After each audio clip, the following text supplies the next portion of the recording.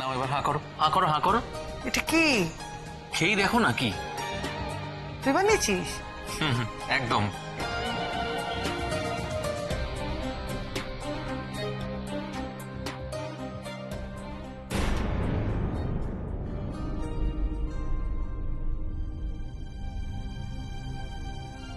কি হলো মা, তোমার মুখটা হঠাৎ এরকম হয়ে গেল কেন? হ্যাঁ মানে কি আছে, কিরম যেন ঝুপ করে সূর্য অস্তে চলে গেল মনে হচ্ছে। ভালো হয়নি পায়েসটা? হ্যাঁ ভালোই হয়েছে, তবে ওই তেজপাতার জায়গায় কারি পাতা দিয়ে রান্না করা হয়েছে। কারি পাতা?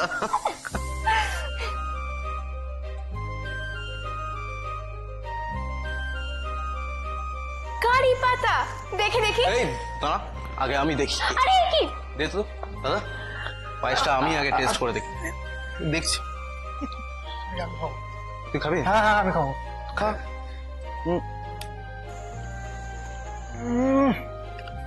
কি পায়েস? ঠিক আছে, পায়েসটা অতটাও খারাপ হয়নি, মানে একটু সাউথ ইন্ডিয়ান ফ্লেভারের হয়েছে আর কি। মানে সংলাপ ভালো হচ্ছে না কিন্তু। আচ্ছা ঠিক আছে ঠিক আছে, তোদের কাউকে খেতে হবে না, ও আমার জন্য বানিয়েছে, আমি খাবো। এই আমার একটু দিও প্লিজ, এই রসে আমি বঞ্চিত হতে চাই না। ঠিক আছে বাবা ঠিক আছে, তুমিও পাবে। মা আই এম ভেরি সরি। আসলে না ওই কারি পাতা তেজপাতার ডিফারেন্স ঠিক বুঝে উঠতে পারিনি। ইস, চন্দনা শুনলে কি ভাববে? কাল ওর থেকে পায়েসের রেসিপিটা জেনে নিয়েও এইভাবে দাঁড়ালাম। এই তোরা চুপ কর তো, একদম কেউ হাসবে না। সবাই মিলে আমার বড় ছেলেটার পেছনে লেগেছে। আরে ও যা করেছে ঠিক করেছে, কত কষ্ট করে হাত পুড়িয়ে আমার জন্য পায়েস রান্না করেছে। আর যদি ওর বউ থাকতো তাহলে কি ও রান্না করতো? ওর বউই পায়েস রান্না করে আমাকে খাওয়াতো। তো তুমি যখন বলছো তখন পরের বছর থেকে এই পায়েস তোমাকে তোমার বড় বউ রান্না করে খাওয়াবে।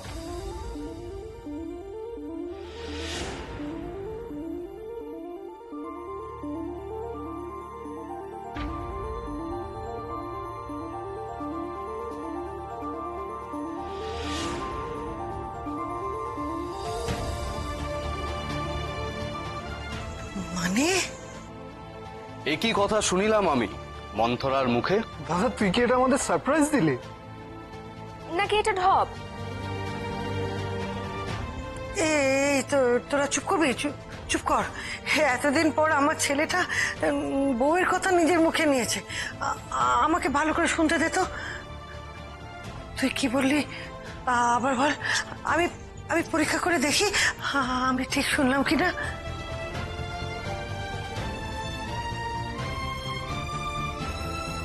বল না কে হবে আমার বড় বৌমা, বল না। আছে সে একজন, আমি নিজেই তাকে পছন্দ করেছি।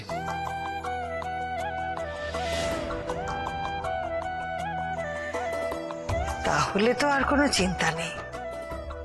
হ্যাঁ, তোর যখন পছন্দ হয়েছে তখন তার কোনো কথা নেই। কিন্তু কে সে?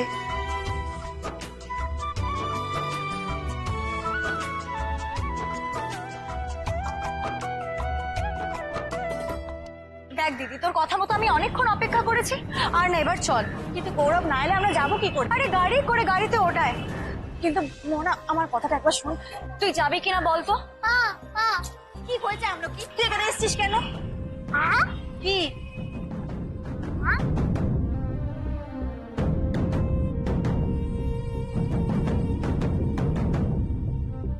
চল তাড়াতাড়ি চল। মোনা আমার কথাটা একবার শোন। দেখ মোনা, আমি মানছি তারা আমাদের দুজনেরই আছে। আমার মেয়েটাকে তাড়াতাড়ি করে খুঁজে বের করাটা আমার দরকার, তাই না বল? শোন না, এতক্ষণ যখন অপেক্ষা করলাম, আর একটু দেখে নি, গৌরব হয়তো এক্ষুনি চলে আসবে। তুই কি আমার সঙ্গে চালাকি করছিস? চালাকি? হ্যাঁ চালাকি তো। আমার তো মনে হচ্ছে তুই আর তোর ওই ডাক্তার নতুন কোনো অপারেশন চালাচ্ছিস। কাল পর্যন্ত তুই তোর মেয়েকে খুঁজে পাওয়ার জন্য একেবারে মরে যাচ্ছিলি, আর আজকে ওই ডাক্তার না এলে তুই তোর মেয়ের খোঁজ পর্যন্ত করবি না। আমার তো মনে হচ্ছে তোর ডাক্তার থানায় পৌঁছে গেছে রত্নদীপকে চাপ দিয়ে তোর মেয়ের খোঁজ বের করতে, তাই তো? কি চাতা বলছিস বলতো? আমি ঠিকই বলছি, এটাই তোদের প্ল্যান, আমি বুঝে গেছি। রত্নদীপকে চাপ দিয়ে সমস্ত সত্যিটা বের করবি তোরা, আর তারপর ওকে ছাড়ানোর আর কোনো ব্যবস্থা করবি না। তাই আমি আর এক মুহূর্ত এখানে অপেক্ষা করব না দিদি, আমি এক্ষুনি থানায় যাব, আর তুইও আমার সঙ্গে যাবি। মোহনা বলছি, আমি গৌরবকে একটা ফোন করে নি, তারপর না যাব। আরে বাবা, ফোন করবি তো 100 বার ফোন করবি, যেতে যেতে ফোনটা কর না গাড়িতে উঠে। আচ্ছা তুই এক কাজ করিস, ওনাকে বলে দিস ডিরেক্টলি যেন উনি থানায় পৌঁছে যান, তাতে তো কোনো অসুবিধা নেই, তাই তো? এবার ওঠ, চল, ওর তো দেরি হয়ে যাচ্ছে।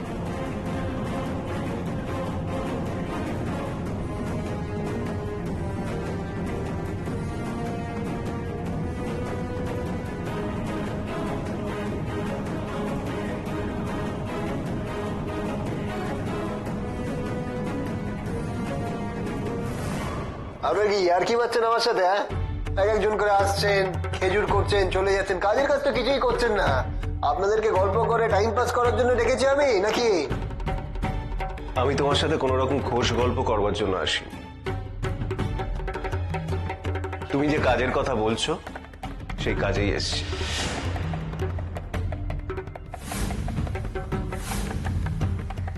মানে ধরে নাও তোমাকে ছাড়িয়ে নিয়ে যেতে এসছি। সত্যি বলছেন নাকি নাকি এটাও খেজুর করছেন? সত্যি। তবে আমার একটা শর্ত আছে, মোহনাকে তোমায় ডিভোর্স দিতে হবে। আমায় কথা দিতে হবে যে তুমি ওর সাথে কোনো রকম সম্পর্ক রাখবে না, তবেই আমি তোমাকে এখান থেকে ছাড়িয়ে নিয়ে যাব। ডিভোর্স? ডিভোর্স বিয়ে যখন হয়েছে ডিভোর্স তো দিতেই হবে। সম্পর্কটা পুরোপুরি নষ্ট না হলে আমরা নিশ্চিন্ত হতে পারছি না। আমার শর্তটা তুমি মেনে নাও, আমার বোনকে ছেড়ে দাও। আসুন।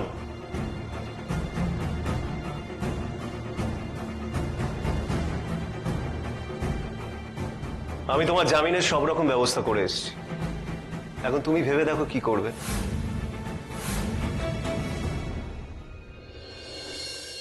দাঁড়া দাঁড়া দাঁড়া, যাচ্ছিস কোথায়? মা, তুমি কিন্তু দাদাকে নামটা বলতে বলো। আরে আমাকে বেরোতে দে, একটা কাজ আছে। আমি আরে, কি হচ্ছে কি? ফোনটা দে। না না দেবো না, দেবো না না, না না না, একদম দিবি না, একদম দিবি না। আগে আমরা আমাদের বড় বৌদির নামটা শুনবো। আমি ফিরে এসে সব বলবো, আমাকে বেরোতে তো দে। কি আশ্চর্য তোরা এই, না। এক মিনিট এইটা দেখি, এইটা আমার কাছে থাক। তুই তুই চল। কি হচ্ছে কি এগুলো?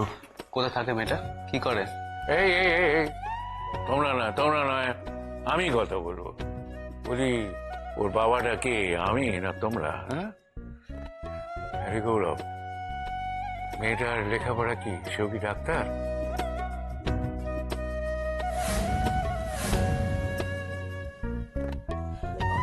ওই দেখো মা, সবাই মিলে বড়দাকে কিরম চেপে ধরেছে।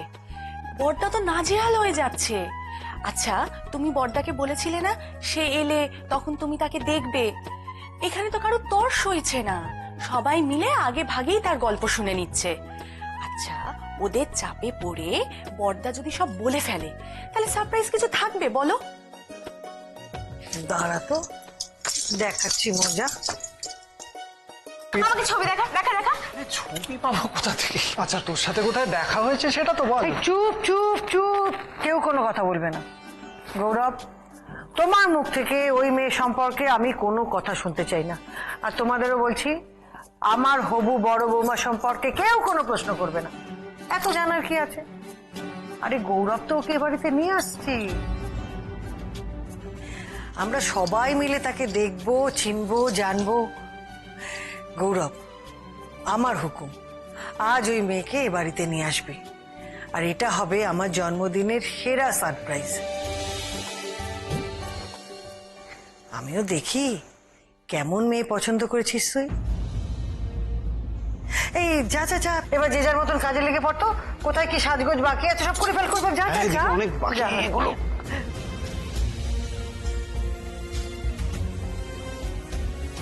আপনি আপনার বাবা মার কাছে কিন্তু আমার ব্যাপারে কিচ্ছু লুকোবেন না। আমার আগের বিয়ে, আমার মেয়ে, আমার হারিয়ে যাওয়া স্মৃতির কথা। আর হ্যাঁ, আমলকি কিন্তু আমাদের সাথে ওখানে থাকবে। চন্দনাকে এখানে আনার আগে মাকে সব কথা বলতে হবে, বাবাকেও। হ্যাঁ, আগে সব বলবো আমি। ও আসার আগে ওর সম্পর্কে বাড়ির সকলের যেন একটা ক্লিয়ার ধারণা থাকে। চন্দনাকে দেওয়া কথা রাখতে হবে তো। মা, কি রে? বলছিলাম যে ওর ব্যাপারে তোমাকে কিছু বলার আছে। ওরা যখন জিজ্ঞেস করছিল তখন তো কিছু বলছিলি না, এখন আগ বাড়িয়ে বলতে এলি কেন? আমার ওদের কিছু বলার নেই মা, তোমাকে আর বাবাকেই। আমরাও কিছু শুনবো না, একবার তো বলে দিয়েছি, আগেও আসুক। মা প্লিজ মা, একটু শোনো। শোনার কি আছে? আমার তোর উপর ভরসা আছে গৌরব। আমরা যার সাথে তোর বিয়ে দিতে চেয়েছিলাম সে ভুল পছন্দ ছিল তোর জন্য। সে তোকে খুব কষ্ট দিয়েছে আমি জানি। তুই নিজে পছন্দ করেছিস, এখানে আমার আর কি বলার থাকতে পারে? তুই আমাদের মতন ভুল করবি না, আমি জানি। মা, দেখবো তাকে গৌরব, কিচ্ছু শুনবো না। প্লিজ মা। ছাড় তো, এত ভালো একটা খবর দিলি। আমি না তোর পছন্দের কালাকাত তৈরি করেছি নিজের হাতে, দাঁড়া আমি তোকে এনে খাওয়াচ্ছি। আমাকে এক্ষুনি যেতে হবে যে। আজ আমার জন্মদিন, আজকে আমার কথা শুনবি না? আমি নিয়ে আসছি এক্ষুনি।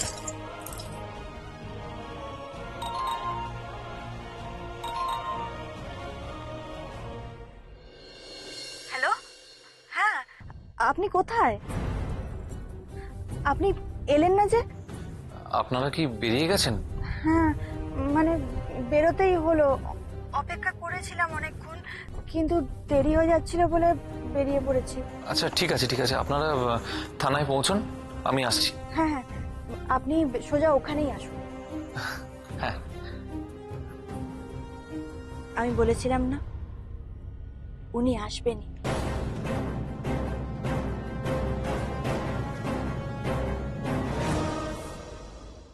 কি হলো রত্নদীপ, তুমি কিছু বলছো না? রাজি নাও আমার শর্তে?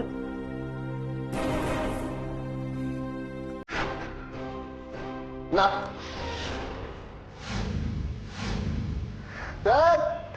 এই শর্তে কেউ ডিভোর্স দেয় নাকি?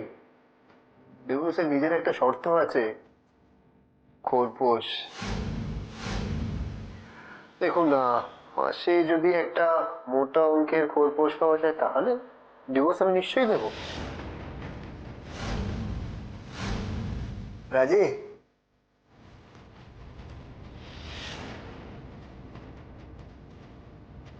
তো এরকম সুযোগ কিন্তু আর পাবেন না। বোনের জীবন কিনছেন, তাও আবার কিস্তিতে। ভালো না ব্যাপারটা? দেব, তাই দেব। বাহ, বেশ ভালো। কিন্তু মাসিক কিস্তিতে কিনতে গেলে কিছুটা দিতে হয়। হোক।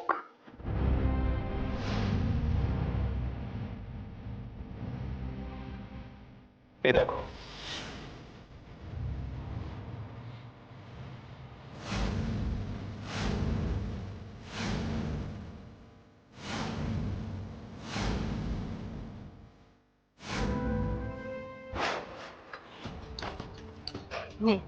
গয়নাগুলো নিয়ে যা। মা তোমার গয়নাগুলো তুমি। নীলু, এই গয়নাগুলোর থেকে আমার মেয়ের জীবনটা আমার কাছে অনেক দামি রে। তুই যে করে হোক, যেভাবেই হোক, ওই ঠকবাজটার হাত থেকে তোর বোনটাকে রক্ষা কর নীলু, নাইলে আমি নিজেকে কোনোদিনও ক্ষমা করতে পারবো না। এখানে কত টাকার গয়না হবে? জানি না, তবে এখন এর বেশি দেয়া সম্ভব নয়। বলো, এর বিনিময়ে কি তুমি এই ডিভোর্স পেপারে সই করবে?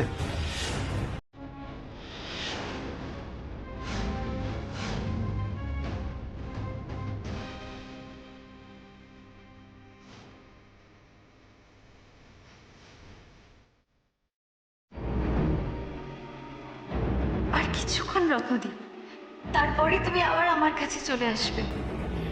আমি আজ তোমাকে ছাড়িয়ে নিয়ে যাব রত্নদীপ। দিদি কেস তুলে নেবে বলেছে, আর তোমাকে কেউ চোর অপবাদ দিতে পারবে না।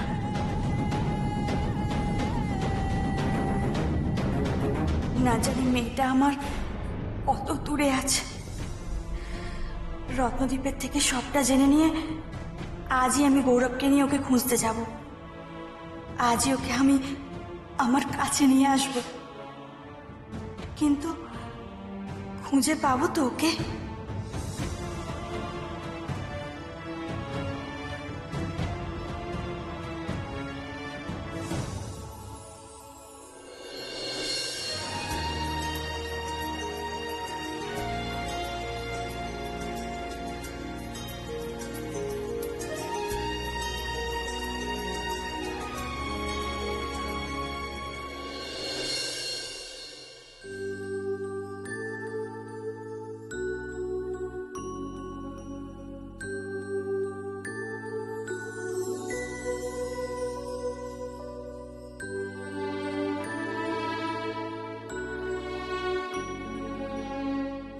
পাগলিটা ঠাকুরের ফুলটা আমার সাথে দিয়ে দিয়েছে। ভালোই করেছিস রে আমলকি, ভরসা পাচ্ছি মনে। ঠাকুরের আশীর্বাদ আছে আমার সাথে। আজ আর কেউ আমাকে আমার হারিয়ে যাওয়া মেয়ের খোঁজ নিতে রুখতে পারবে না। আজই ওকে খুঁজে পাবো আমি।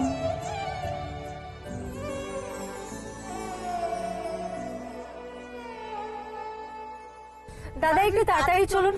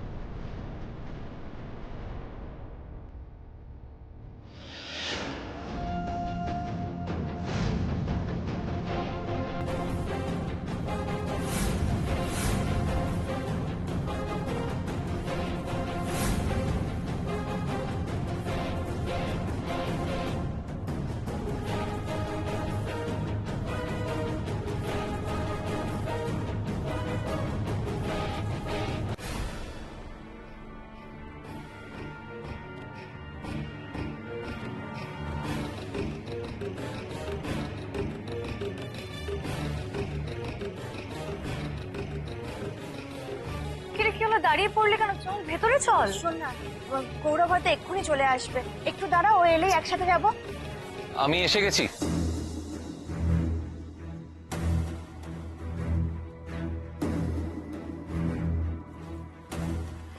তোরা কথা বল, আমি এগোচ্ছি।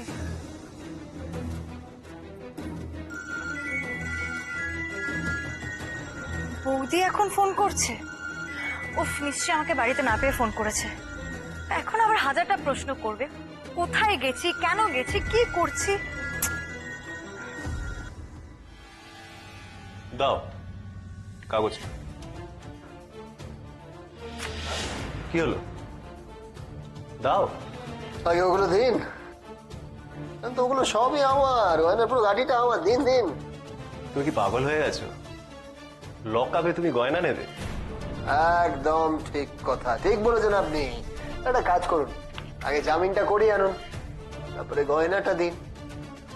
আমিও কাগজটা ফেরত দিয়ে দেবো হাতে হাতে। বেশ, তবে তাই হবে। যাওয়ার আগে আমায় অফিসারের সাথে কথা বলে যেতে হবে, যাতে আমি যে রত্নদ্বীপে জামিন করিয়েছি সে কথা কারোর সামনে না আসে। লক আপ থেকে বেরিয়ে পরপর কাজগুলো সারতে হবে। আগে আগে গয়নার ব্যবস্থা, তারপরে দুইয়ের কাছ থেকে নিজের ভাগ বুঝে নিতে হবে, তারপরে হচ্ছে পরের গল্প, যেখানে চন্দনা আর ডাক্তারের সাথে হিসেব মেটানোর প্ল্যানটা করতে হবে।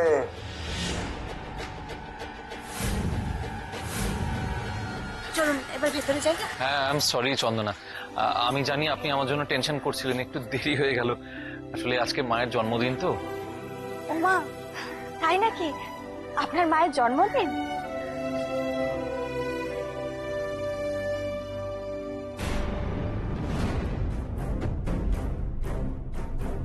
উফ, এরা তো কি কথা বলছে? আবার কোনো প্ল্যান করছে না তো?